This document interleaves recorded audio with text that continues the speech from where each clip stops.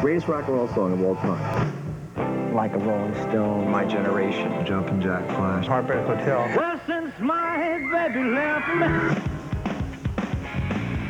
Louis Leroy. Born to Run. Respect. God, I wish I'd written that song.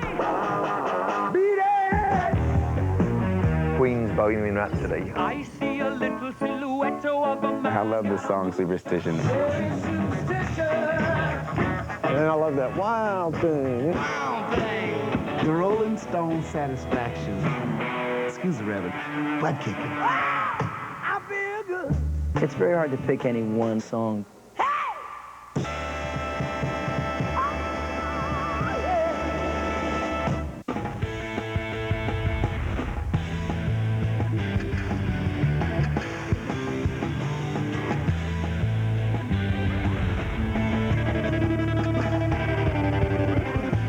Hey, I'm Dylan McDermott. Welcome back to VH1's 100 Greatest Songs of Rock and Roll. In the last half of the century, rock and roll changed the world. It influenced our ideas about sex, race, and politics. It transformed the way we dress and the way we speak. In the next hour, we hear more of the songs that caused those changes. We will learn the stories of the artists who made them great. We're still 80 songs away from the top spot. But before we resume the countdown, here's a look at how the list was determined. VH1 sent ballots to over 700 musicians, songwriters, disc jockeys, and radio programmers, and asked them to vote on the 100 greatest songs of rock and roll. The votes were calculated and the songs were ranked, but the results have been kept secret until now. To get you up to speed, let's review the 20 songs you may have missed in the last hour.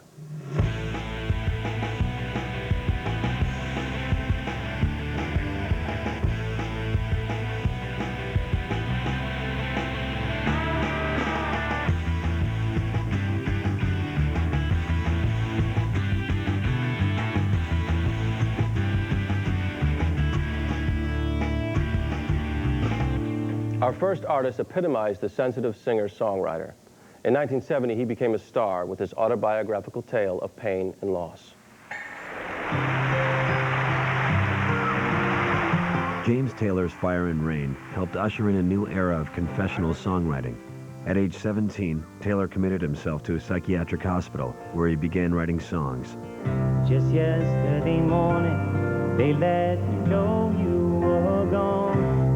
Fire and Rain was inspired by a fellow patient's suicide and Taylor's own struggle with heroin. Fire and Rain gave people the impression of me that I was melancholy, and it sort of typecast me, but it came out of a series of hard times, and the song it reflects that. When the song was released in 1970, it placed Taylor at the forefront of the singer-songwriter movement. Well, I've seen fire and I've seen rain.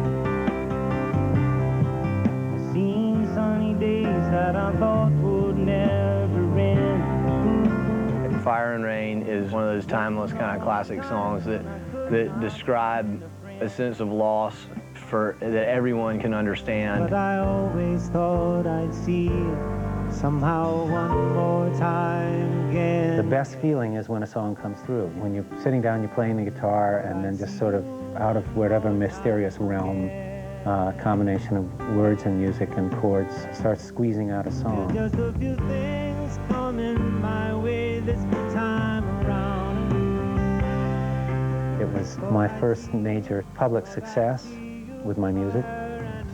Very gratifying. Problems followed, but I wouldn't have changed it for the world.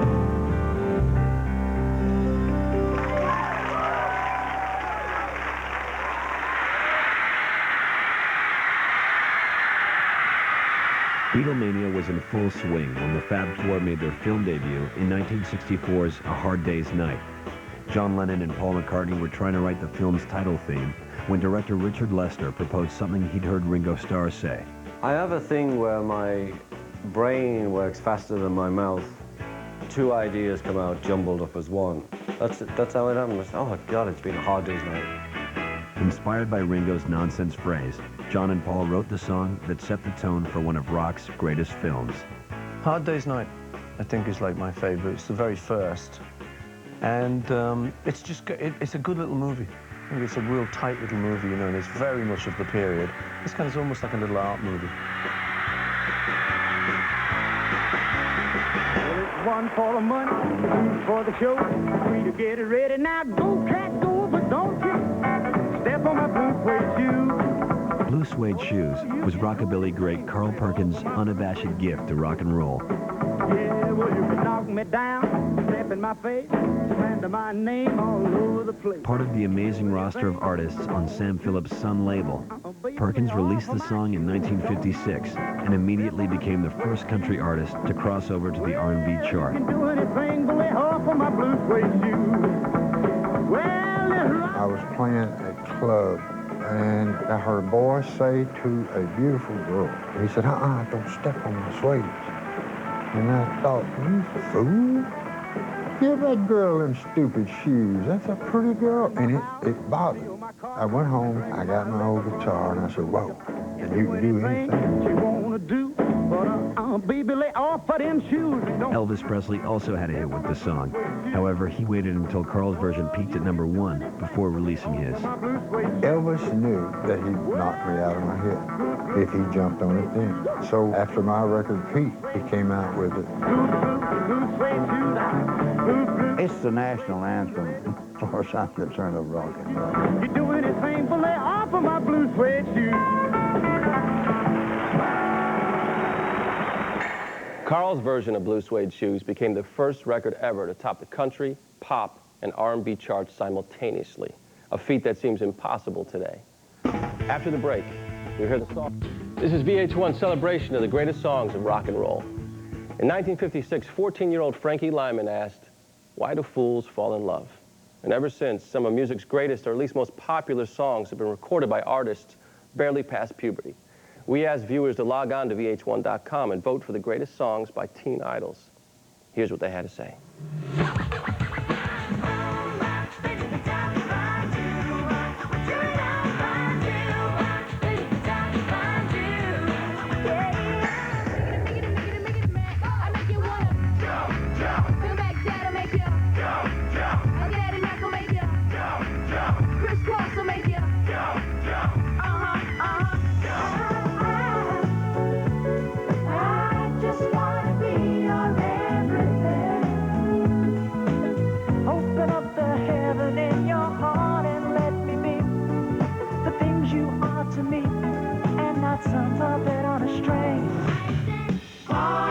She finally left hand side.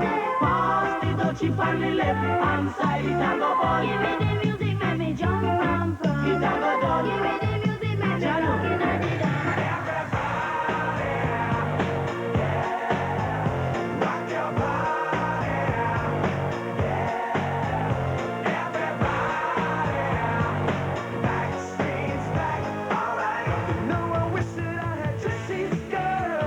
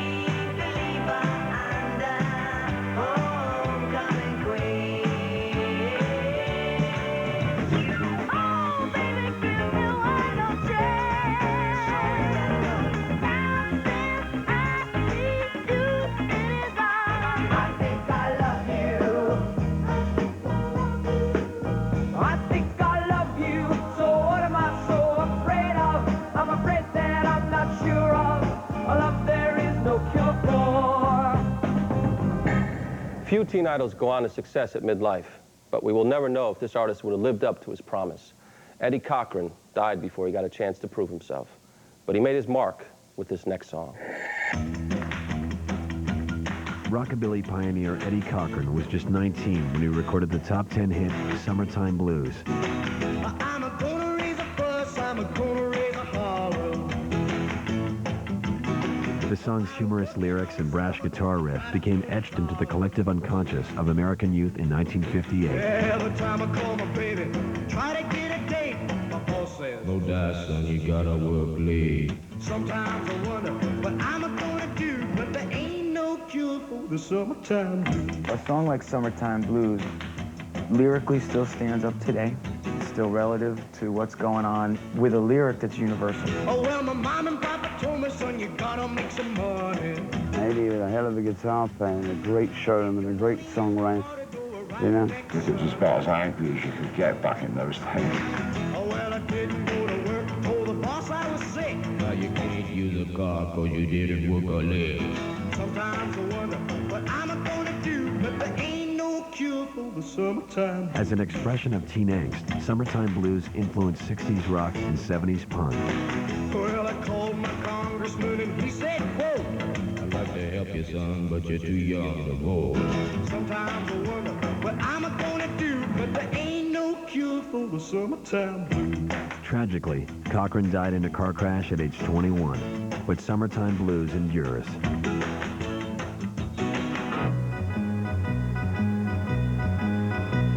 Well, East Coast girls are hip, I really dig those styles they wear. And the Southern girls with the way they talk, they knock me out when I'm down there. 1965's California Girls had all the trademarks associated with the Beach Boys: celestial harmonies, catchy pop hooks, and girls galore.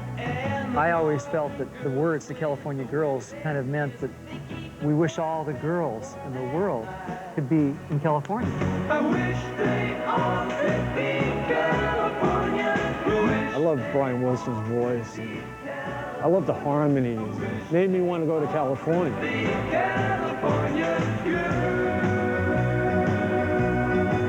At that point, we were into making better records. We had a few hits, and we were really into making the music as good as we could.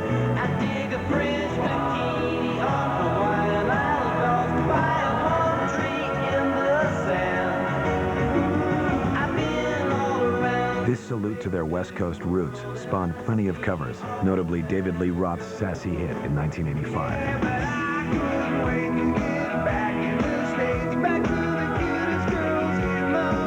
I thought it was fantastic. I dig girls. It was like a big pump-up for the Beach Boys.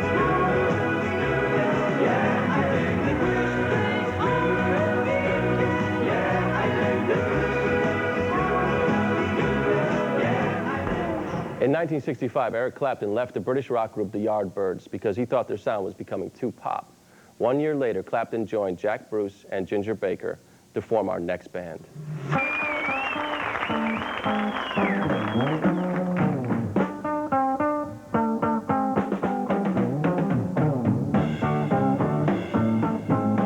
Cream's Sunshine of Your Love featured a bass riff that would inspire a generation of young musicians. Bassist Jack Bruce wrote the song after seeing Jimi Hendrix perform, which led to speculation that Hendrix contributed to the track. He loved that song, and he played it quite a lot. So, no, he didn't write it. I wrote that. That's my riff. Coming after Cream's blues-heavy debut, this psychedelic new direction established Bruce, Ginger Baker, and Eric Clapton as rock superstars. When Cream became acknowledged as virtuoso, that's when it started to get the rock set in, because we started to believe it and also became very cynical about success. And so it had to end, really. 2 years after the release of Sunshine of Your Love, Cream was officially disbanded.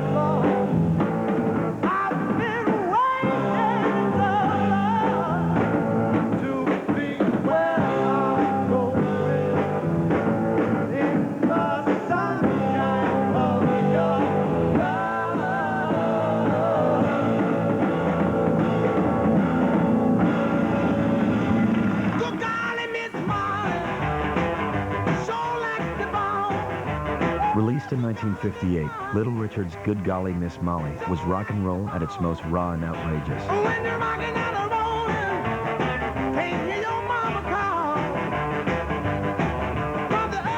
I loved it. a rocker. He was probably the hardest rocker of the 50s. The world was black and white until then there was bang, Good Golly Miss Molly, and the world went technicolor. By the time of the record's release, Little Richard had devoted himself to religious study, and for the next few years, he abandoned pop music.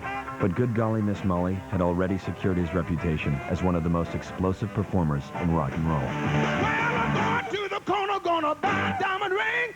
Hug me, kiss me, make me ting-a-ling-a-ling. Good golly, Miss Molly. Woo, sure like the ball. Going to rockin' down the road. Now get it up, mama, down. The piano that I'm playing on Good Golly Miss Molly is so inspirational to me. Just I like to hear the keys. To me, they're talking.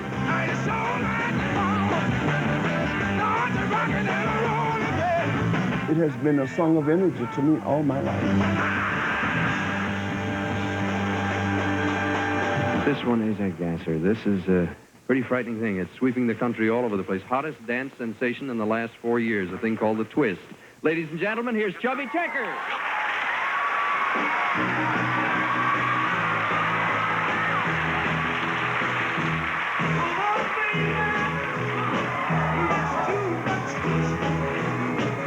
Chubby Checker turned America into a mass of swiveling hips when he introduced the twist in 1960.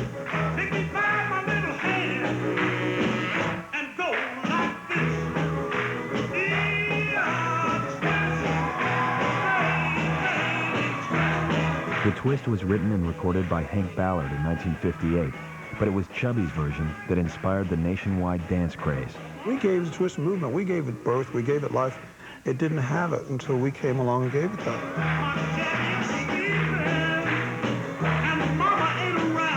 I graduated high school, and the twist was already recorded. 2 or 3 months later, the record was #1, the world had changed.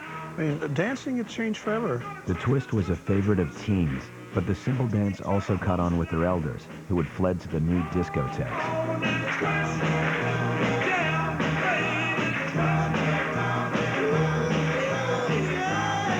Like the whole world was doing the twist. It taught a lot of uptight people how to move their bodies finally.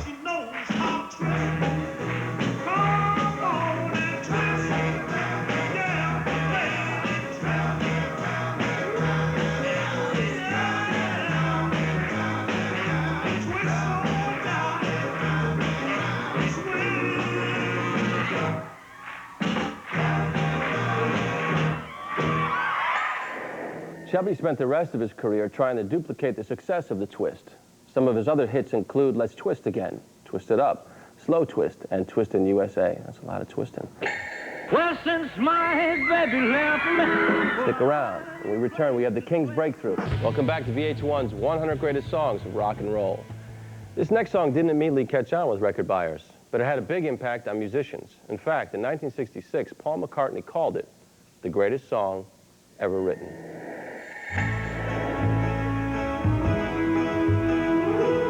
It was a centerpiece of the Beach Boys' landmark album. God Only Knows signaled a departure for the Beach Boys when it appeared on 1966's Pet Sounds. Brian Wilson abandoned Cars and Girls for introspection and set out to make a collection of songs that would rival the Beatles' Rubber Soul. Pet Sounds was an outgrowth of Rubber Soul, not musically, but inspirationally. Because there's nothing in Pet Sounds that even sounds like Rubber Soul. So we weren't really copying the Beatles. We were just doing our thing. God Only Knows featured one of the Beach Boys' most moving vocals, delivered by Brian's younger brother, Carl. He's kind of a shouter, kind of a singer. You know, he sang husky and strong, but on God Only Knows, he kind of took it easy and did it a little sweeter. I always say the Beach Boys were so underrated, even though, of course, they're one of the most acclaimed bands in the world. But Brian Wilson, stone cold genius, no question about it.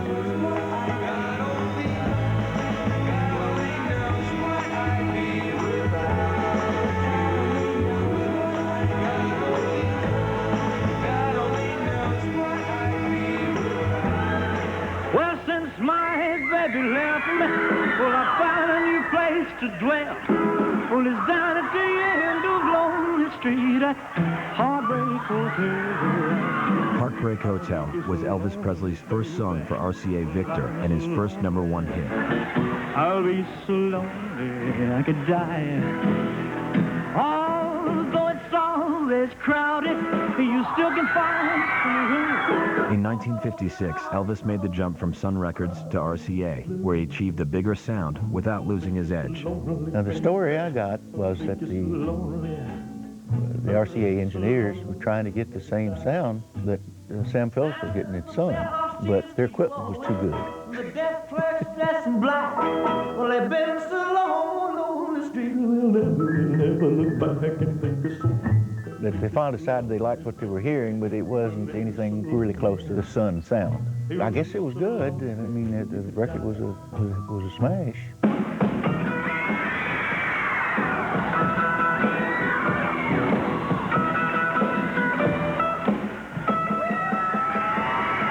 With Heartbreak Hotel, Elvis completed the transition from local Southern sensation to the king of rock and roll. Well, if your baby leaves you, you got a tale to tell.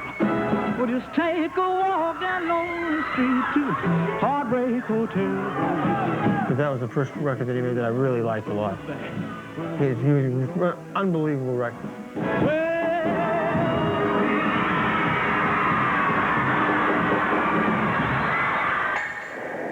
When Elvis recorded Heartbreak Hotel, our next artist was still known as Reginald Dwight. But 15 years later, this next song introduced him to the world as Elton John. 23-year-old Elton John scored his first top 10 hit in 1970 with Your Song. It's a little bit funny, this feeling inside. The poignant ballad was a result of the unique songwriting chemistry between Elton and lyricist Bernie Taupin. I don't have much money, but boy, if I did, I'd buy a big house where we both could live. When we first heard it, it was like, who is that? If I was a sculptor, but then again, no. Nobody was doing piano-based poetic rock, you know, with that kind of English yet Southern blues type voice. I know it's not much, but it's the best I can do. My gift is my song, yeah, and this one's for you. Your Song, I think, it's such a beautiful, simple love song. It's the first hit I ever had. And you can tell everybody this is your song. It may be quite simple, but now that it's done, I hope you don't mind. It seems to be a timeless song because people fall in love and like that kind of sentiment, and I think that's why people still like to hear it. How wonderful life is while you're in the world.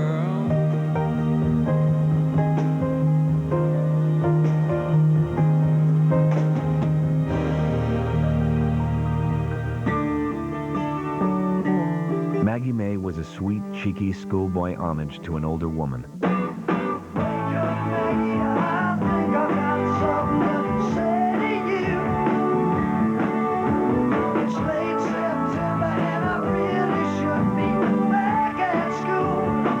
I remember hearing Maggie May when I was a very young teenager. And it seemed so risque that this young man was an older woman.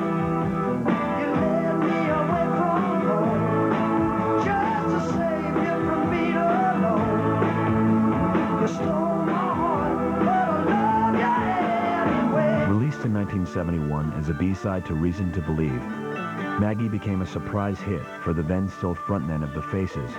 And although its title came from a British folk song, its story was an admittedly accurate account of Stewart's youth.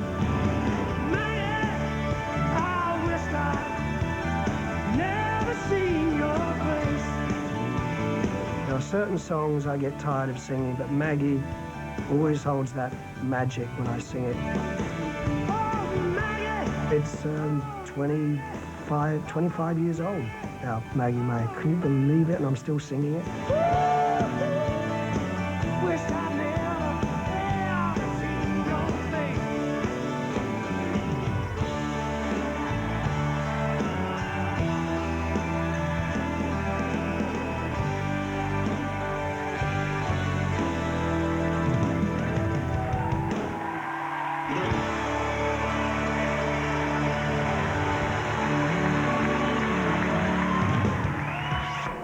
In April 1957, Billboard's top 10 included hits by Perry Como, Andy Williams, and Pat Boone. So you can imagine the reaction when this next song came blaring out of the radio. Thank you very much indeed, ladies and gentlemen. We begin our festivities with that singing star, Al Green. Released in 1971, Al Green's Let's Stay Together was one of the silken voice singer's greatest moments. I simply have to say that I'm so in love with you. Thank you. Whatever you want to do is all right with me. Just the groove and the soul of that song. 'Cause you make me feel so brand new. It's got that kind of, it just makes you want to, like, it's like a train ride. A blend of the sensitive, the spiritual, and the sexual. The song drew from Detroit gospel and Memphis funk. Oh, baby, let's together. Loving you whether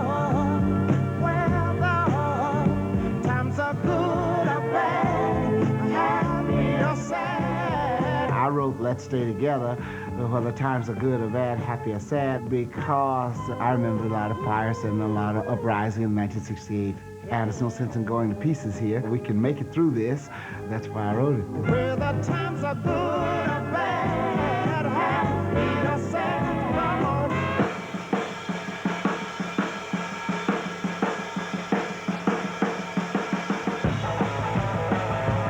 Zeppelin's rock and roll was always, you know, just such a flat-out, basic four-on-the-floor rock song. Rock and roll was sort of a parody.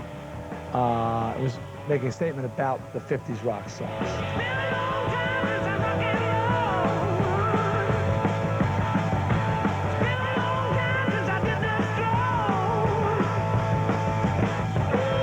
We knew it was great music, and we knew it was extremely well played, and it had a lot of inventiveness and a lot of force and had a lot of meaning to a lot of people.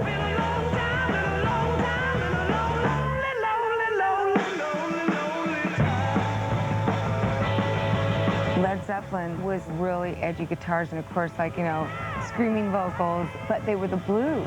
So here, you could mix the blues up with just, you know, turning up the amp on 10 rock and roll.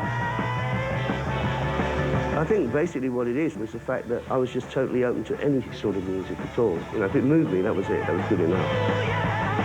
I want to be moved by something that really is either going to make you cry or make you jump and sweat. Lonely, lonely, lonely, lonely, lonely child.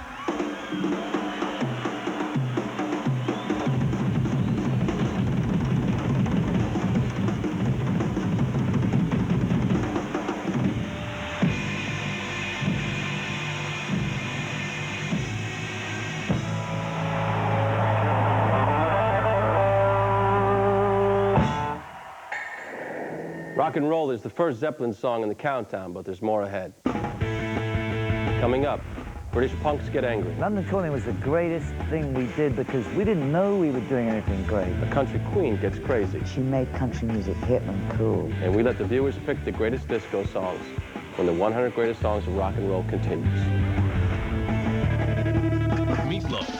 Y'all ready? Kelsey Grammer, Sporty Spice. Back to VH1's tribute to rock's greatest songs. In the mid-70s, disco restored dance party energy to the music scene.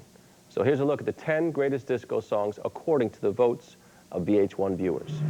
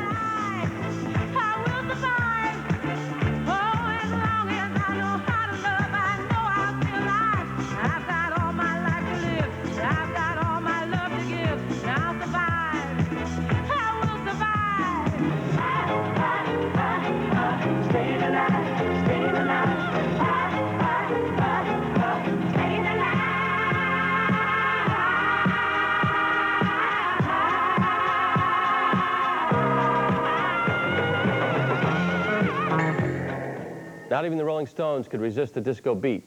In 1978, the group had a #1 hit with the disco-influenced Miss You. But our next song, recorded 10 years earlier, shows up the band's hard rockin' side.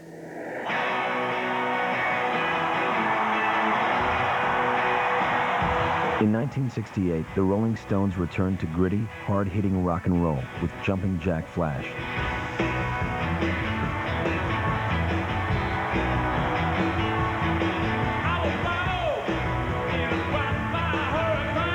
Keith Richards called it the band's recovery song, as its guitar-heavy sound was an about-face from the Stones' period of psychedelic experimentation.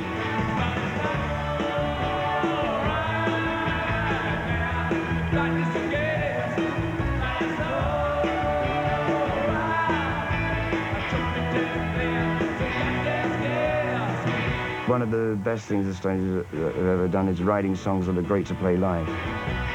Jumping Jack Flash is great to play live.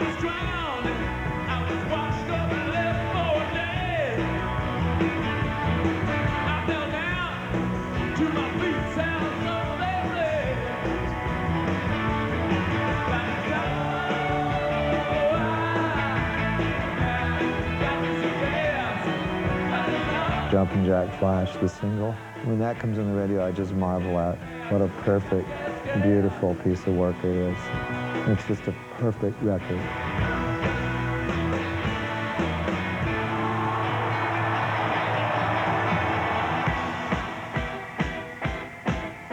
London Calling was a commercial and artistic breakthrough for the group hailed as the only band that matters.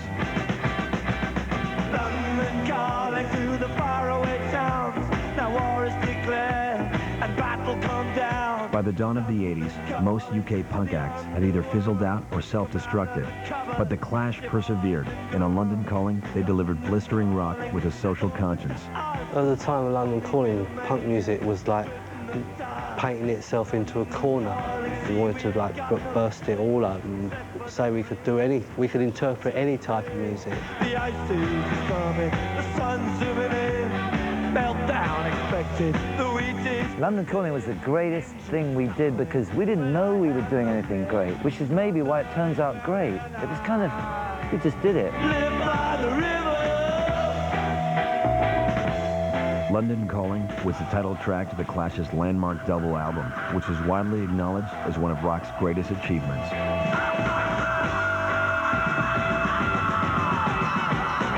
It was a great song. I thought they were really exciting and vital, and they just had really positive vision. I never felt so much like Crazy.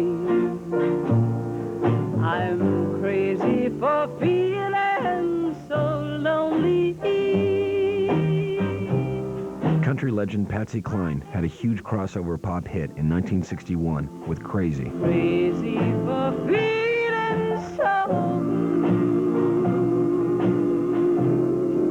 Patsy's husband convinced her to record the song, written by a then unknown Willie Nelson. He'd heard me do Crazy, and so he wanted Patsy to hear it.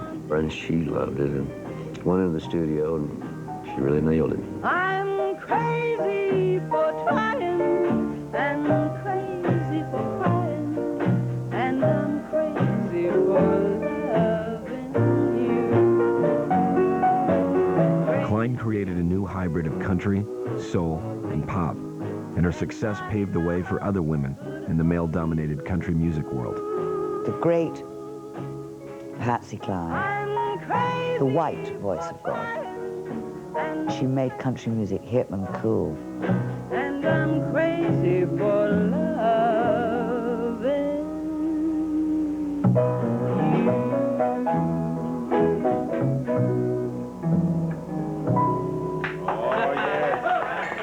Patsy's Crazy took on a whole new meaning in 1992 when it was adopted as a theme song of Ross Perot's presidential campaign. Stay where you are. After the break, we'll hear from two rock legends. We're back with the final two songs in this hour of the 100 greatest songs of rock and roll. The band at number 62 invented heavy metal, and with the next song, pushed it further than anyone who followed. Led Zeppelin stretched into new stylistic territory on 1975's Kashmir.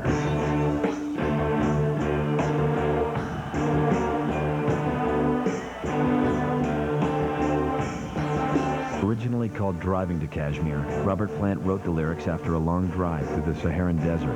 Jimmy Page developed the cascading riff influenced by Indian and Arabic music.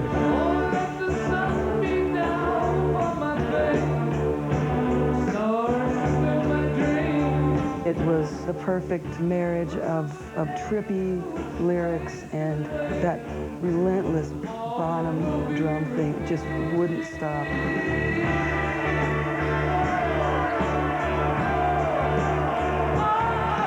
That song is so mesmerizing. Yeah. You get into a trance and it's transporting.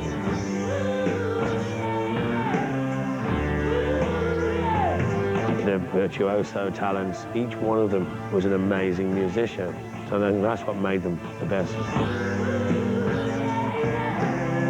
They were the most popular band in the world. And still today, there are icons for young rock and roll musicians, and the influence of Led Zeppelin is immense, probably greater than anybody else.